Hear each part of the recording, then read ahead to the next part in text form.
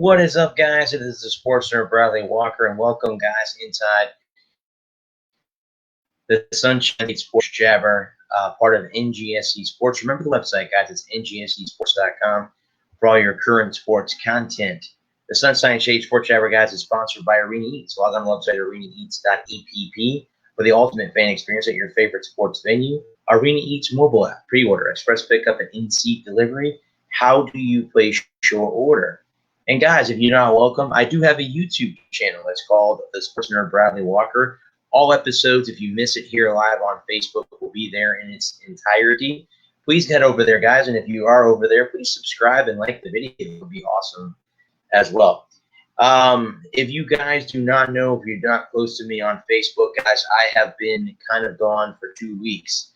The first week, guys, it was because I was going on vacation, and I don't usually podcast when I go on vacation. Unfortunately, I did not go on vacation, guys, because on January 30th, just a few days last week, my mom passed away.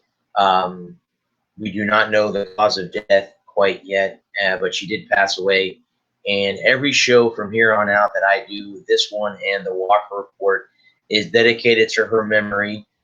This is the first podcast, guys, that I am doing without her being here physically. I'm sure she's here spiritually. She'd love to hear me do these every week and stuff like that. But if you guys want to know why I haven't been here the last 2 weeks, that is why. My mom passed away on the 30th. I will find out what was the cause of death probably next week sometime, either Monday or Tuesday. I will know wholeheartedly what exactly happened to her. Thank you guys for everyone that reached out with the thoughts and prayers and the very nice comments. Everyone that reached out, thank you so much. It means a lot to me. I really appreciate it that you guys were doing that for me. That's pure awesomeness for everyone out there that took the time to go ahead and do that. But speaking of that, guys, and I'm trying to stay as positive as I can. I do know this. Her favorite team in pro sports won the biggest game in the NFL yesterday. She had to be smiling from ear to ear and jumping up and down up in heaven last night when the Tampa Bay Buccaneers beat the Kansas City Chiefs in Super Bowl 55, 31-9. She was jumping up and down. I got emotional as the game got towards the end because it just wasn't the same without her being there. But I was so damn proud of the Bucs that they were able to do that. They won that for her. They won that game for her, and that is the damn honest truth. They won the game for her, and I'm so proud. Like I said, I'm sure she was smiling in heaven last night watching the game. I'm sure my uncle was too. Both of them were huge Bucs fans, so yeah, I'm sure that they were both smiling from ear to ear as the Bucs did defeat the Kansas City Chiefs 31-9. Tom Brady wins his 7th Super Bowl ring. He comes down to Tampa, a team that had gone back-to-back 7-9 seasons. They changed quarterbacks, no offseason, no preseason, and takes this team. Not only are they the first team in NFL history to host a Super Bowl, they win it in their home, in their stadium. So congratulations to all the Buccaneer organization. The defense played outstanding. Tom was good as well. There's nothing more, nothing less to say about that, guys. He found Rob Gronkowski twice. They have 14 postseason scoring connections between the two of them. That is outstanding. Patrick Mahomes was running all over the place last night. That's not usually how he does it. He's not one of those people who does that type of stuff. So it's very, very weird to see how the Bucs were able to keep him at bay. They kept Tyreek Hill at bay. Travis Kelce had a decent game. He was probably the biggest one that they let go. Their running back, Helez Alaire, he had a good game as well. He had some big runs there right out of the second half when they came out in the third quarter. But again, the Chiefs and I had a bad game all season, and for the first time they did. It just happened to be why. I think the Bucs had a fantastic offensive and defensive game plan. That is why they won this football game. That is why they are Super Bowl 55 champions. I did order my hat. It's on its way, guys. So I did order my hat. But I think they just again kept Mahomes on the run. They got sacks when they needed to. They got stops when they needed to. They had the lone turnover in the game, so that was good. So yeah, I'm telling you straight up, man. That's outstanding, and that's why I know people are going to come back and say the referees were too hard on Kansas City. Now, I didn't see anything out there. I'm not trying to be biased. So people out there that are watching this thinking, oh, he's a Bucs fan, and he was pulling for them for his mom and all that stuff. I was pulling for them prior to my mom passing away.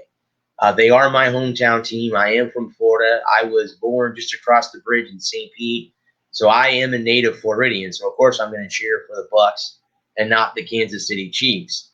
But I'm telling you right now, the Chiefs lost because of penalties and drops and their offensive line. They weren't protecting Patrick Mahomes. I saw at least 4 or 5 Kansas City Chief wide receivers have the ball hit them in the helmet, and they couldn't make a catch. So don't make the excuse that it was the referees. It wasn't the referees. You just couldn't catch the ball. You had penalties, and you could not keep Shaq Barrett, Dominic Sue, JPP, Vita Vea, and company on that defensive line from sacking you. That is it right there. Guys, the play of the game may have been the 8-yard touchdown pass to Gronkowski early in the first quarter. In fact, guys, that was the first time that Tom Brady had ever got a touchdown in a first quarter of the Super Bowl in the 10 that he played in. How about them apples? What a time to have it. What a time to have it.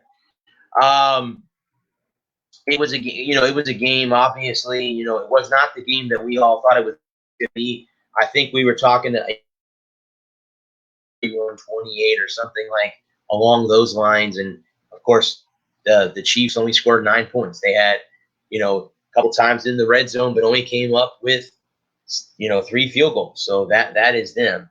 It was a good game overall. Now, of course, as with every team, is there a chance that this team can keep the core together and bring them back? Tom Brady is coming back. Bruce Arians is coming back. But here are the ones that are on the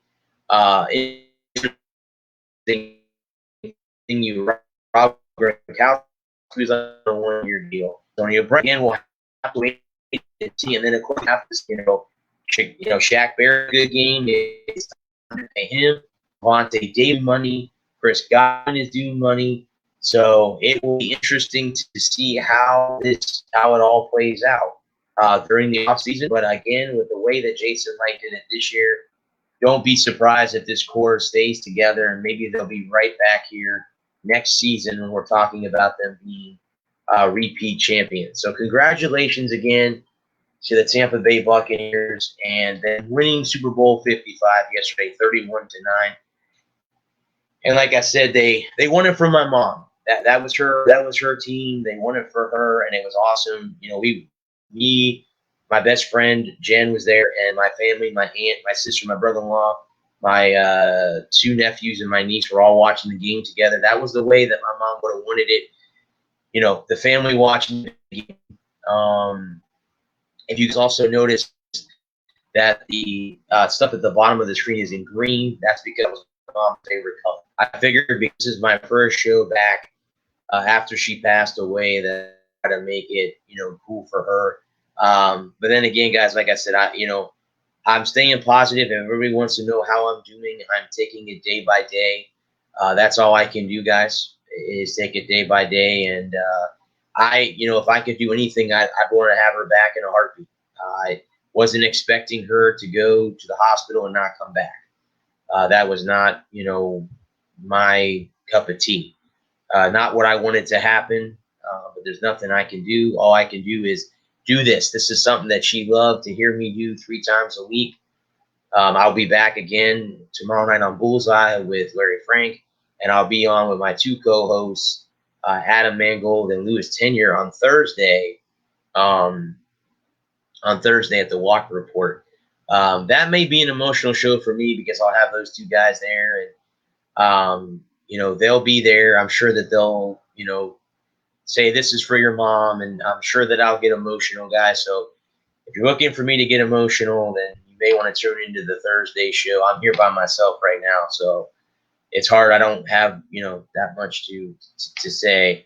Well, let me go ahead, guys, and we'll jump in. We'll finish up the National Football League with the other 2 teams that call Florida home.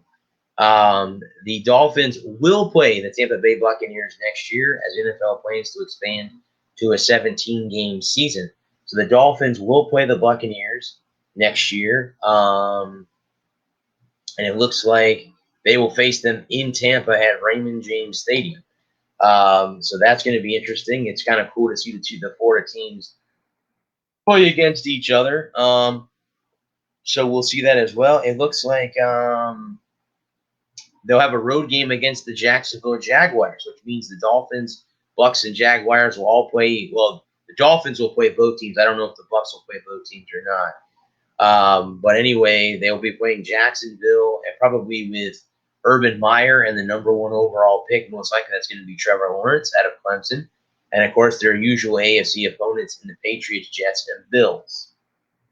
They will also play the Colts, Texans, Panthers, and Falcons, and the Ravens. So they also will play Tennessee, the Saints, and the Raiders to fill out their schedule. Now, the Dolphins, I think, guys, are pretty much set up pretty well. This team has a lot of cap space. They have another big load of picks for this upcoming draft, which, again, we are now in February. We're just 2 months away from the NFL draft. And, guys, if the draft happens to fall on a Thursday, again, I'll probably do a live Walker Report just for the draft. We'll watch the draft that night, and hopefully I can stay up and watch the whole first round of it. Last year I had to leave because I had to go to work. And, guys, if you're wondering, too, I did start back to work today as well. I'm working from home because of COVID issues. Not that I have COVID, guys. My mom did test positive, and due to work, I have to remain at home for 14 days. So last week would have been this first 7, and then this week will be the next 7. And I am due back in the office on the 16th. But I did test negative, guys. I went to get a test the day after my mom passed away on Sunday.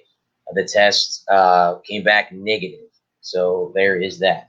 So here, guys, are some franchise tags that the Dolphins are looking to put on. There will be several key players entering contract years, including Emmanuel Bobway, Jerome Baker, Mike Getsky, and kicker Jason Saunders. Here are the non-exclusive franchise tags for first-time owners only.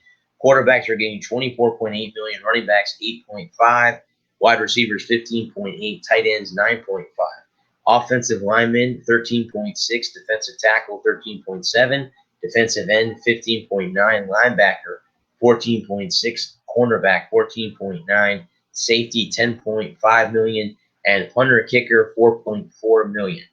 So again, there's going to be some tags as everyone do, coming into the year. We'll see how and which players which players get tagged and stuff like that. It's just like everything else. We'll have to wait and see what exactly happens with the Dolphins. Like I said, the Dolphins have a lot of cap space, guys, and they have picks, so they've got a good setup this year for for this offseason. And Brian Flores again had this team. They finished the season 10-6 last year, missed the playoffs on the last week when they lost to the Bills. So that team is set up pretty darn well. And then you know what? They still might get a chance to get Deshaun Watson. That's still out there too, as far as I'm concerned. That probably would be the best landing space for him right now, would be to land in Miami. So let's go ahead, guys, and jump to the Jacksonville Jaguars, who again have the number 1 overall pick, just 2 months away in the draft in April, and a new head coach in Urban Meyer. So we'll have to see how the Jaguars do it. But here are two Kansas City Chiefs that the Jaguars will have to keep their eyes on. Running back Damian Williams. Williams opted out of his 2020 season due to COVID-19. He is set to earn $2.7 million last year, but his contract carried over 2021, and the Chiefs can save $2.17 million by releasing him. They used a first-round selection on Clyde Edward-Helaire, who I mentioned earlier, last season, so it might make sense to move on from Williams in an effort to get under the cap. The other one would be safety Tyron Matthew, the Honey Badger. The Chiefs have a core of talented players, and Tyron Matthew is just the sixth best player on their roster. Honey Badger is still playing at a high level in his 8th NFL season and was named first-team All-Pro in 2020 after logging 62 total tackles, 9 passes defense, and 6 interceptions. Nevertheless, he will count $19.7 million against the cap, and although the Chiefs will restructure his contract, he could keep a cap casualty. The Chiefs would have $14.8 million and $4.9 in dead money if they release him. So that could be something, too, to boost the defense in Jacksonville, and Urban Meyer as well. That would be very, very interesting, to say the least, if we can get both or one or both of those players. Now, here are two Tampa Bay Buccaneers that they could try to go after as well, starting with tight end Cameron Brate.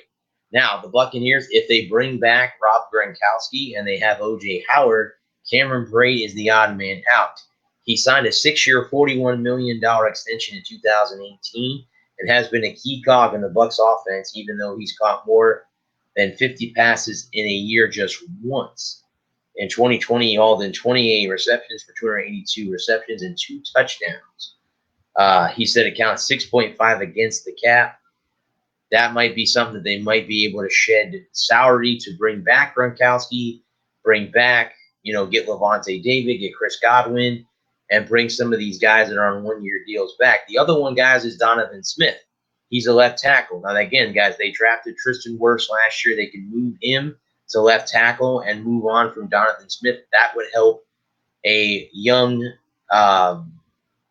Trevor Lawrence, who's coming in as a rookie.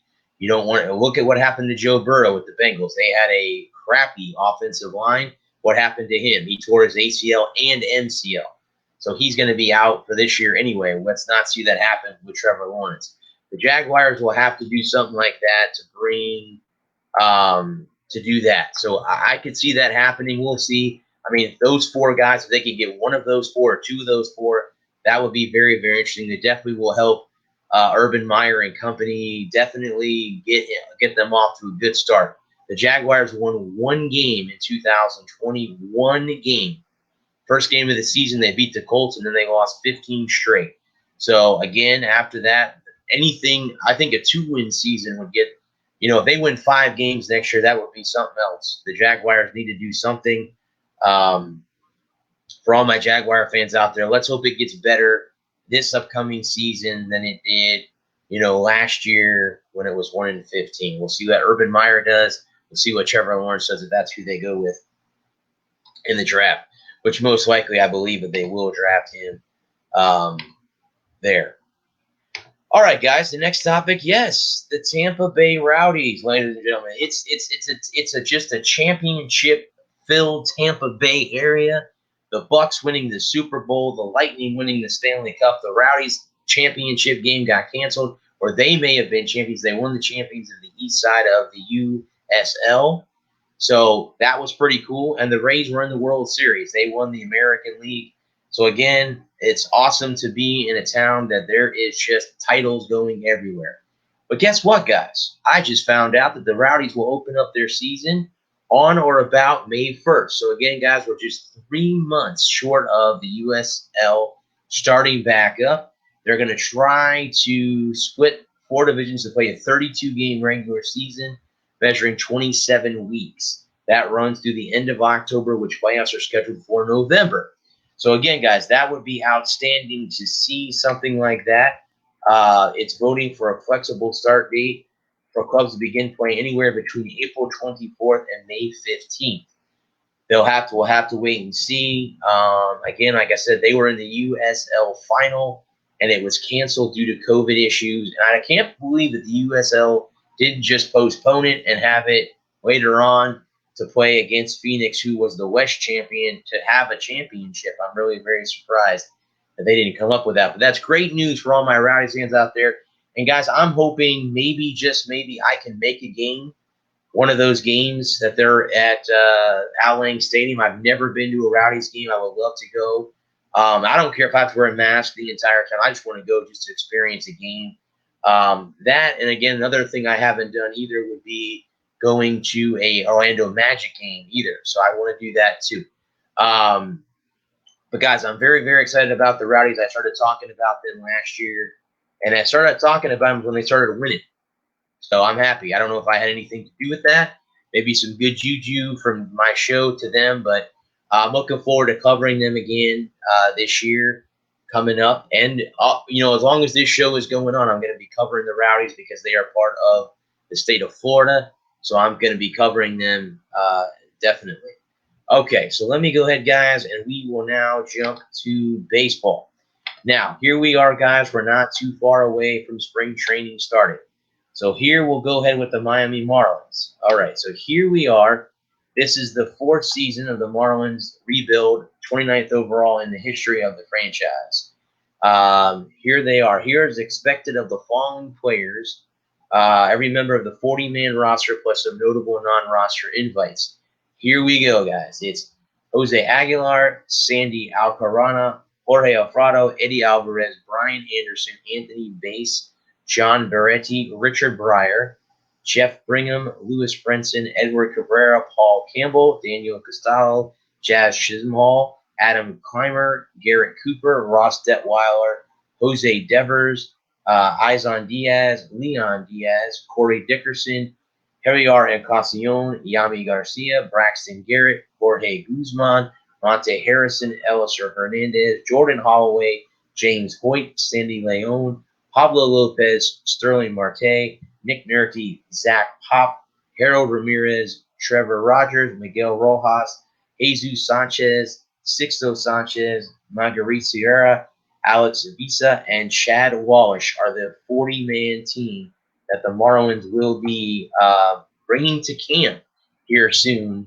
to get the season started for the Miami Marlins. And hope, again, this team was in the playoffs last year and lost in round 2 to the Braves.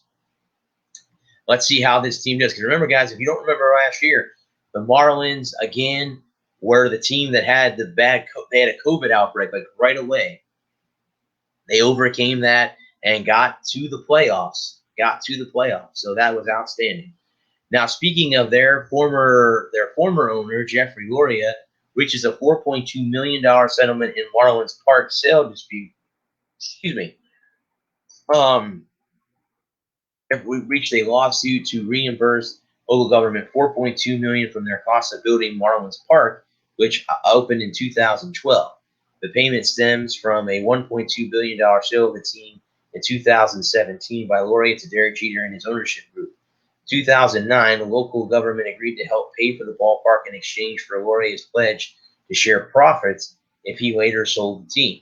Following the sale, Loria claimed a loss on the deal due to taxes, which the country described as fuzzy math.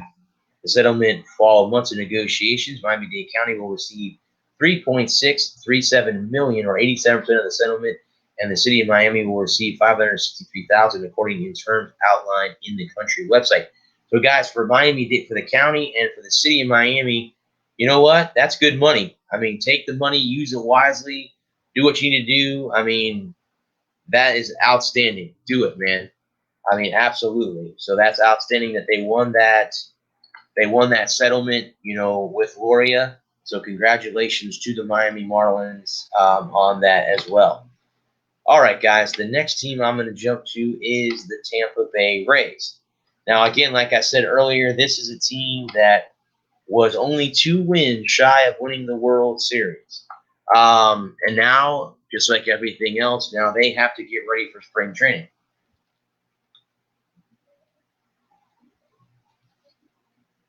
They, of course, will be playing in Port Charlotte, Florida. For example, they have 8 trips of roughly 100 miles each way, including 4 from Port Charlotte to Lakeland, spending full spring playing closer to the Braves, Northport, the Orioles, and Sarasota, the Red Sox, and Twins, and Fort Myers makes more sense. The team are operating under the assumption that there will be limits of around 75 players, 75 staff in camp. So we'll have to see how that goes. They did bring back the one Chris Archer. That definitely will help the pitching staff a little bit as well. They've lost a lot of pitching, losing Charlie Morton and Blake Snell. It's a 1-year, $6.5 million deal that Archer is back in Tampa Bay as a Ray. So, again, he is coming back after being traded to the Pirates. So we'll see how that goes. He definitely Archer did not pitch for the Pirates in 2020, undergoing season-ending surgery in June to relieve symptoms of thoracic outlet syndrome after experiencing discomfort in his neck shoulder area. Ooh, let's hope that that's over that. The Pirates did decline his $11 million option for this year. And also, guys, if you did not, G-Man Choi won his arbitration case. He'll make $2.45 million this year in 2021. So he did win his arbitration case. And that's pretty interesting there. And again, guys, my show is sponsored by Arena Eats. Log on to the website arenaeats.app for all the ultimate fan experience at your favorite sports venues. Arena Eats mobile app, pre-order, express pickup, and in-seat delivery. How do you place your order? All right, guys, let's go to the ice. Let's go to the ice, and let's talk about the Florida Panthers and the Tampa Bay Lightning. We will start with the Florida Panthers. They lost yesterday, guys, 4-1 to the Detroit Red Wings. The Wings are 3-8-2 on the season. The Panthers are 6-1-2, and they play the Red Wings again tomorrow night. So the game will be scheduled for tomorrow. They do not have anything going on now, but they did lose 4-1. There was no goals, guys, scored in the first period. 2 by the Wings in period 2, 2 by the Wings in period 3, and only 1 by the Panthers there in period number 3 to lose 4-1. But they're off to their second best start in franchise history. Now, again, the last time they were 6-0-3 to open their 1996-1997 season. So that is the second best. The 5 Florida teams that have went to the playoffs, 95-96, 96-97, 99-2000, 11, 12, 15, 16, averaged 12 standing points through the first 9 games. Last season's team, which made the qualifying round that preceded the playoffs, had 11 through 9 games. So, again, the magic number for the Panthers is to get to that 12 magic number to get to, as of all the teams that have started there, have all gone to the playoffs. The 18 Florida teams that have mustered no more than 9 points in the standings at the point of the season combined to play in 0 playoff games.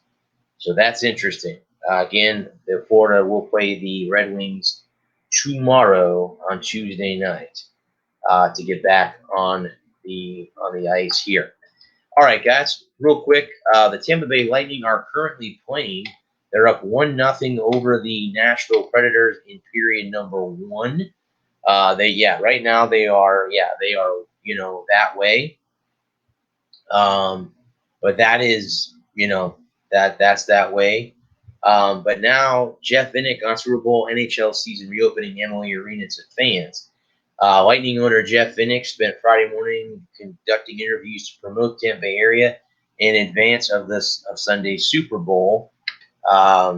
Here's what he had to say. Let's see. Arena, last month's opening of the JW Marriott Hotel in time for the Super Bowl Phase 1. $2 billion of mixed-use development that will be completed over the next 12 to 15 months. So that is pretty cool about that.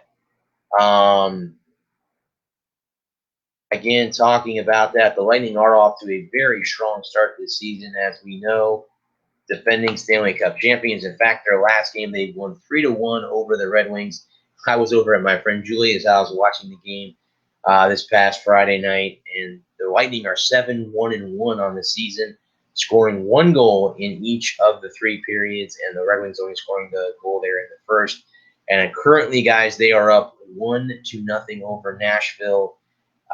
If they can muster a win here, they will move to 8-1-1 on the season, and that will be outstanding for the Tampa Bay Lightning.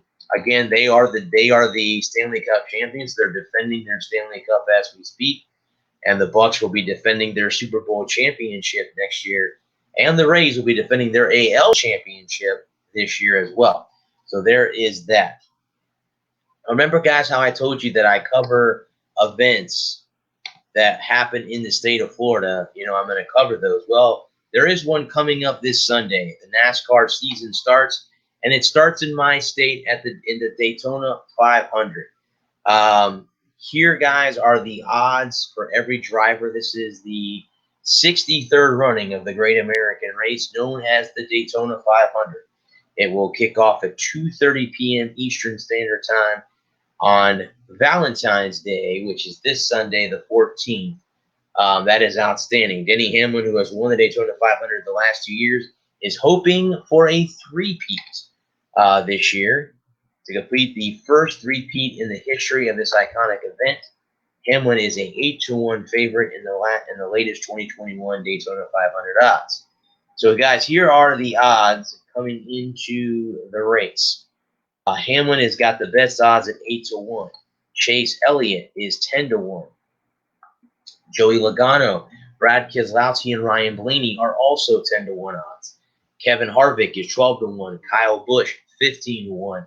William Bryan, Eric Almirola, Martin Truex Jr., Kyle Larson, and Alex Bowman are all 18-1. Ricky Stenhouse Jr., 20-1. Austin Dillon, 25-1. So is Bubba Wallace. Ross Chastain, Matt DiPietro are 30-1 odds. Cole Custer, Chase Briscoe, Tyler Reddick, Christopher Bell, Chris Buescher, Austin Cindric, Eric Jones are all 50-1 odds. I'm sorry. Custer, Briscoe, and Reddick are 40, and Bell are 40-1. Buescher and Cedric and Jones are 50. McDowell and Newman are 75-1. Jamie McMurray is 100-1 odds that he wins the Daytona 500. Brian Pierce 100-1. Ty Dillon also at 100-1. Daniel Suarez, David Reagan, Noah Gatson, Anthony Alfredo, Corey Lahajo are all at 150-1 odds. Kaz Grala 250, BJ McCoy, Timothy Hill, and Chad Fincham and Josh Bilicki are at 7-50, and Cody Hare and Quinn Hoff are 1,000-1 odds. Man, what happens if one of those two guys wins the race?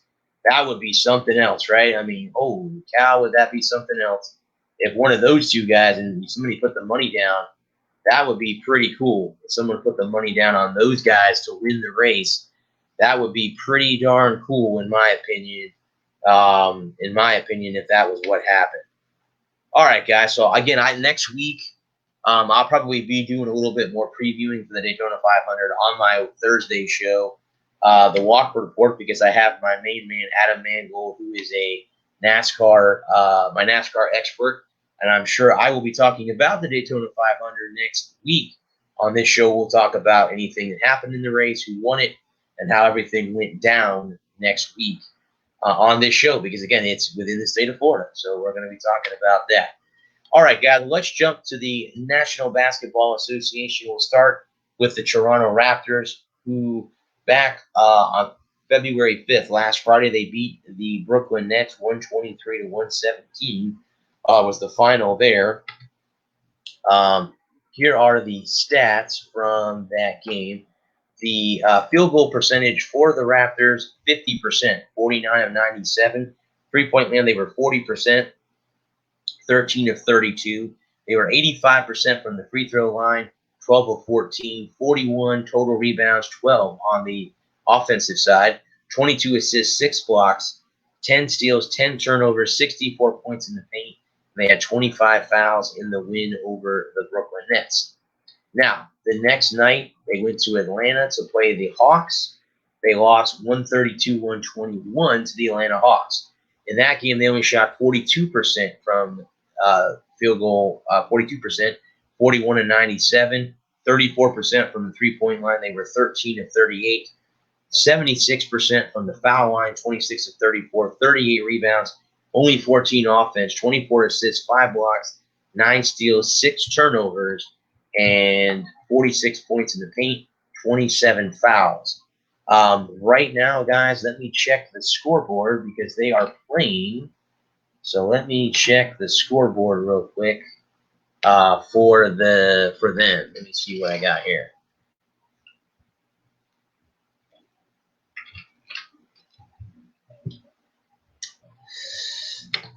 Oh.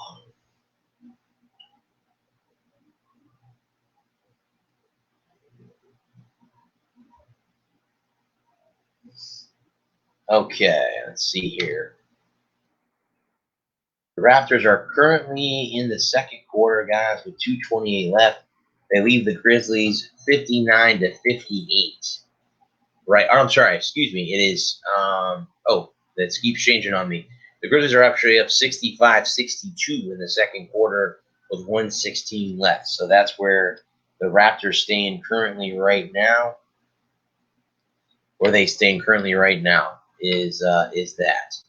So let me go ahead now, guys, and I will jump to the Orlando Magic. That is another team that I cover here. So let's bring them up there. There we go.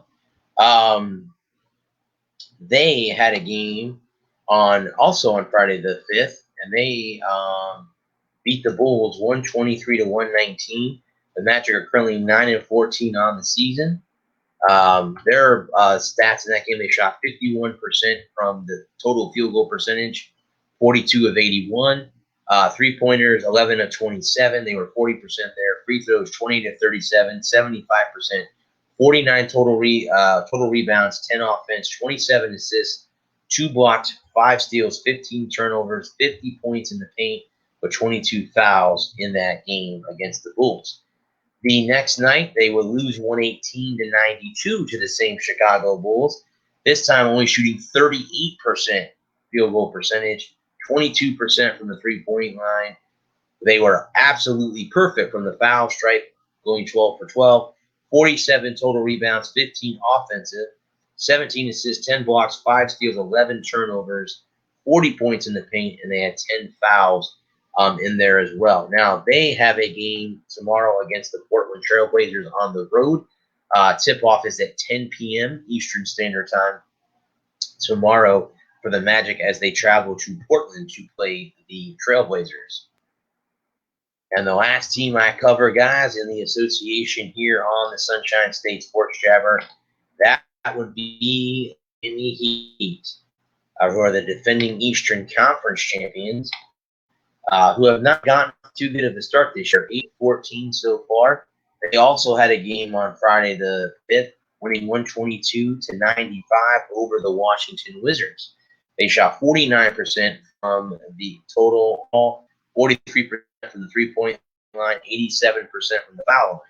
48 total rebounds, 9 offense, 27 assists, 7 blocks, 9 steals, 16 turnovers, 44 points in the paint with 20 fouls. The next night, yesterday, guys, they won 109 to 103 over the New York Knicks. They shot 48% total overall field goal percentage, 37% from the three-point line, 80% from the foul line, 44 total rebounds, 6 offensive, 25 assists, 1 block, 6 steals, 11 turnovers, 40 points in the paint, and they had 15 personal fouls. The turnovers continue to be the issue, I think, this year from Miami. They have struggled a lot with turnovers. They have a game again tomorrow against the New York Knicks again. But the big thing that I've seen all year long for the Miami Heat has been the fact that they haven't been able to get over their turnovers. And that's been the issue with Miami. And they're going to have to clean that up if they're going to get back into the thick of it. Because let's look at the standings of where Toronto, Orlando, and the Heat stand.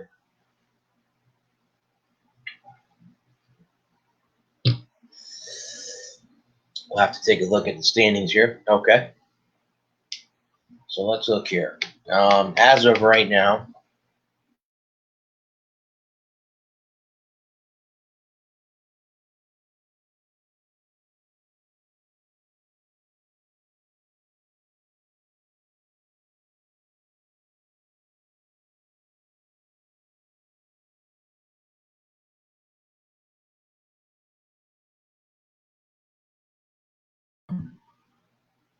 for that. But they are they're on all of them are on the outside looking in at the medium moment. So that is how that goes for them. All right, guys. So let's, as we get closer to the end of my show, I always end with college football and college basketball. So again, I will start staying in the South Florida. We'll go ahead and talk about the Miami Hurricanes. Now, again, guys, this is ESPN's version of this. They project Miami to be a Tier 3 team in the national picture this year. What that means is they're amongst teams that will spend a lot of time making the case for who won't actually make the playoffs in 2021. Other teams in this tier are Cincinnati, Iowa, Iowa State, Oklahoma State, USC, Washington, and Wisconsin. With that tier, Hale points out Washington, Miami, and USC are interesting teams because they do recruit a fairly high level. Here's what they wrote. All right. So tier 2, here are the tier 1 teams: Alabama, Clemson, Georgia, Ohio State, Oklahoma. Tier 2 teams are Florida, North Carolina, Notre Dame, Oregon, Penn State, Texas, and Texas A&M. University of Miami is set to face a Tier 1 Alabama team to open up their 2021 season. The Hurricanes will face a Tier 2 team in North Carolina in the middle of their 2021 season. So that's going to be interesting. So as of right now, they do have – that is where they have the Miami Hurricanes currently stationed at as a Tier 3 team in college football. Again, that could change, guys. I mean, come on.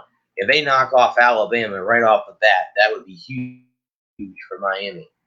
All right, so let's go ahead and dive into about a week ago. They beat Duke 77-75 to move to 7-10. They shot 52% total overall, 53% from the three-point line, 61% from the free throw line. Total rebounds 33, offensive 11, 14 assists, 5 blocks, 9 steals, 14 turnovers, and 11 personal fouls. The next game would have been just a couple days ago on the 6th. They lost 80-76 for Virginia Tech, so 7-11 at the time. 41% from the field, 30% from the three-point line, 84% from the foul line, 37 rebounds, 9 offense, 12 assists, 2 blocks, 12 turnovers, and 12 fouls in their loss to Tech. And now we'll face the Carolina Tar Heels coming up tomorrow night. So could be a bounce back win again. This should be interesting because you're probably in the tournament not going to see North Carolina, Duke, or Kansas in any of those because they're having rough seasons as well. So it's not going to be. I mean, Miami beat Duke. How many times in basketball can you say that? Not very many times can you say that. The Lady Hurricanes had a game back a couple weeks ago. They lost 70-56 to Georgia Tech. 38% total overall, 22% from the three-point line, 56% from the foul line, and they had 15 personal fouls. They bounced back just yesterday, beating the Lady Noles 68-53. Now they shot 50% overall from the field, 7% from the three-point line. They were 1 of 14, 78% from the foul line, 30 total rebounds, 6 offense, 12 assists, 4 blocks, 12 steals, 15 turnovers, and 14 fouls in that category. And they will play on Thursday, guys, against Virginia Tech, the Lady Hurricanes. The Noles announced, we'll jump, guys, now to the Florida State Seminoles. Let me go ahead and roll that up here. There we go. They, again, guys, will start their spring game. Looks like it's going to be open on April 10th. So they're hoping to have their spring game on, again, due to COVID-19. Mike Norvell did not have a spring game last year, this past year, as long as a lot of teams did not anyway. So this year they're hoping to do that. They're hoping to have a spring game this year. Now we go to their basketball team, which is a hell of a good basketball team. Coach Hamilton has them playing very well, and they did lose on Saturday the 30th, 76-65 to Georgia Tech. In that game, guys, they went 42% total, 21% from the three-point line, 60% from the foul line, 37 total rebounds, 13 offense, 14 assists, 3 blocks, 9 steals, 20 turnovers, and 22 fouls in the loss to Georgia Tech. Now they will have a game not coming up, guys, all the way until Saturday against the Demon Deacons of Wake Forest. The women's team has not had a game in a while either due to COVID issues. They have a game coming up this Thursday against the Syracuse Orangemen. Against the Orange coming up this week.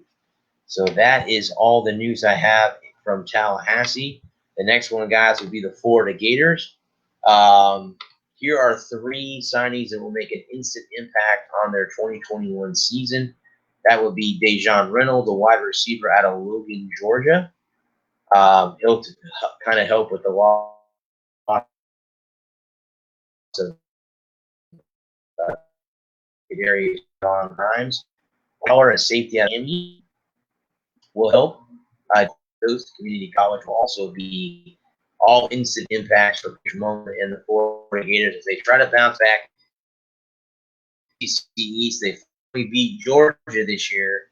They lost to Alabama in the SEC title game, and then a lot of players opted out for their bowl game, the Cotton Bowl against Oklahoma, and they got rolled there. Now, the Gators basketball team is 10-4 so far. They beat West Virginia over the weekend 85-80 last Saturday. They were 48% total from the field goal, 47% from the three-point line, 83 from the foul line, 37 rebounds, 10 offensively. 15 assists, 6 blocks, 5 steals, 13 turnovers, 24 personal fouls. They would lose just a couple of days ago, actually last week, to South Carolina, 72-66, shooting 40% from the field, 28% from the three-point line, 60% from the foul line, 35 rebounds in that game, guys, 8 offense, 13 assists, 12 blocks, 8 steals, 12 turnovers, 15 fouls. They now will have a game coming up this Saturday against the Texas A&M Aggies. The Lady Gators lost to Tennessee 79-65 back on the 31st last Sunday, a couple Sundays ago. They shot 31% from the field, 26% from the three-point line, 63% from the free throw line, 42 total rebounds, 21 of them were offensive boards. That's good. 11 assists, 2 blocks, 10 steals, 11 turnovers, and 15 fouls. They have a game coming up Thursday against the LSU Tigers. All right, guys, so let's jump to the UCF Knights, who, by the way, guys, if you have not heard, has both their athletic director and their head coach move on to Tennessee. Both of them have left for Tennessee. Danny White is the new AD, and Josh Heupel is the new head coach in Tennessee. So they're, of course, trying to find a new AD and find a new head coach. That's going to be shocking for UCF. There's a team that's been rolling in the AAC. You know, they've had, some games that they've lost, but most of the time they've been pretty much dominating, and they have lost both their AD and their head coach to the University of Tennessee. So here are 10 guys that they have projected to be the next head coach at UCF. Sean Beckton. Beckton was a popular assistant coach at UCF for 19 seasons. Gene Chesak, the former Auburn coach, is also has ties not only to the state of Florida but UCF, where he's a defensive coordinator from 98 to 2001. Tony Elliott. Elliott has been part of Dabo Swinney's coaching staff at Clemson for more than a decade as a co-offensive coordinator in 2015. Scott Frost, who again was there before. It has not gone exactly planned in Nebraska, where he is 12-20 in 3 seasons with the Cornhuskers. Maybe, just maybe, we see a return of Mr. Scott Frost. Rhett Lashley, a former quarterback. Lashley, a better 15-year program at SMU and most of the Miami Hurricanes. 6 years at into a powerhouse in the Mid-American Conference with the first in the league's 2018. Jeff Libby's their hype was an assistant coach. Malzahn. Malzahn is another coach who's bringing a veteran leadership to UCF. So there's another one guys that could be there. Randy Shannon, who again was with Miami, and he's with Florida as well. Steve Spurrier Jr. How about that? Would that be interesting to see the least to see another Spurrier roaming the sidelines in Florida? We'll have to wait and see. For all my Knight fans out there, we'll have to wait and see how that all boils down for UCF moving forward. We're looking for a new head coach. Their men's basketball team lost to Memphis last Wednesday, 75-61. The men's team got only 42%, 17% from the three-point line, 81% from the foul line, 29 total rebounds, 12 offense, 15 assists, 8 steals, 21 turnovers, 19 fouls. They then would go on to Tulsa just last Saturday, just a couple of days ago. 65-50. They shot 41% from field goal range, 46 from the three-point line, 6 total rebounds, 6 offensive, 12 assists, blocks, 10 steals, 9 turnovers, and 11 fouls. And then they have a game on Wednesday against the Wichita State Shockers. The women's team, the last time they played, they beat ECU 52-47 all the way back on January 27th. That's almost 2 weeks ago, where they were 17-48, 35% total field goal, 23% from the three-point line. They were 83% from the foul line, 40 rebounds, 16 offense, 24 defense. They had 9 assists, 6 steals, 2 blocks, 23 turnovers, 18 fouls. And the hardest that they had in the game was 6. They've also playing the Wichita State Shockers on Wednesday. And we'll go ahead now, guys, and finish it off with the USF Bulls, who, again, I will be going into a little bit more detail about tomorrow night with my man Larry Frank as I get back to doing my podcast weekly. Again, guys, if you did not hear in the beginning of the show, from here on out, this show and my one on Thursday are dedicated to my mom, who I lost on January 30th. We don't know the cause of death yet, but she did pass away abruptly on that day. And I guess I'm taking it pretty well. I do miss her, guys. And trust me, she would be on the other side of the wall. That's really right in front of me. You guys can't see it because I have my green screen up. But looking, if you see my finger looking that way, looking in front of me, she would have been behind that wall listening. She's been listening to every show I've done since I started this 2-3 years ago. So yeah, this would be, she's up in heaven right now. She's down here. She's probably right in this room with me right now, watching me as I do my podcast here, and that's awesome. But every one of my shows from here on out are going to be dedicated to her. The ones that I'm the main host. Now USF did make some staff changes, guys, to their staff. So here are the new coaches. Cal Aiken is listed as the first addition and joins USF after spending last season as a senior offensive analyst at Clemson. So he, again, was here. BJ Daniels is back. He announced he's on as an offensive analyst and working in the quarterback room. So he is back, the former USF great. So that's interesting. Former Western defensive coach, let's see here, Reuben Wright will also be joining the staff. So they had to make some changes, guys. They had to make some changes on the staff. They had some guys leave. So, again, Jeff Scott had to get, hopefully, guys, this year, I'm hoping maybe I can go to the spring game, maybe in April. Hopefully by then, maybe we'll be able to be there. Possibly we'll have to wait and see. how that all boils down. But to me, that's the way it'll have to go right now.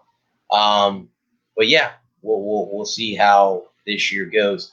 Again, guys, just like with UCF, USF's basketball, both their teams, both the men's and women's teams, have not played a lot. In fact, the next game for USF is back against Houston. This time they get them at the Yingling Center, and that's in 2 days on Wednesday, and it'll be 7 p.m. There. It'll be at 7 o'clock there.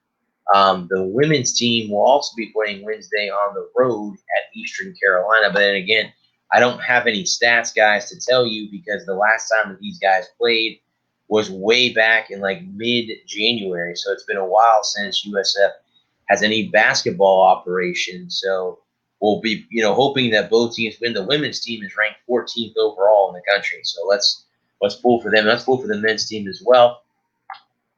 Like I said, guys, that'll go ahead and wrap up my show. This show did go by very, very quickly, and I know I'm just getting in an hour here. I'm going to make sure that I get a full hour out of this. But again, the Sunshine State Sports Jabber is, again, sponsored by Arena Eats.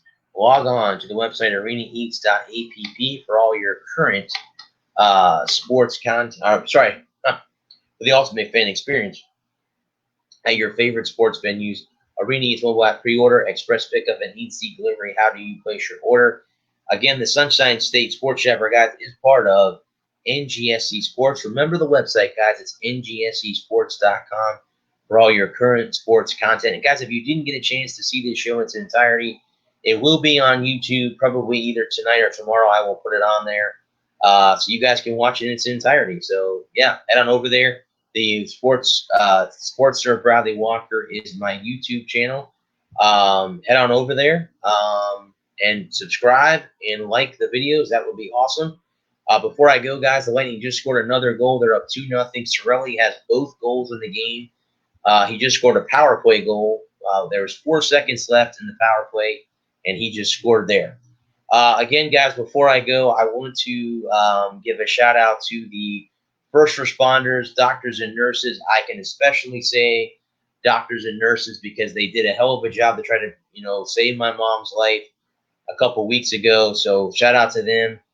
They've been, going through the COVID thing and all that stuff this entire time. So thank you guys so much for that.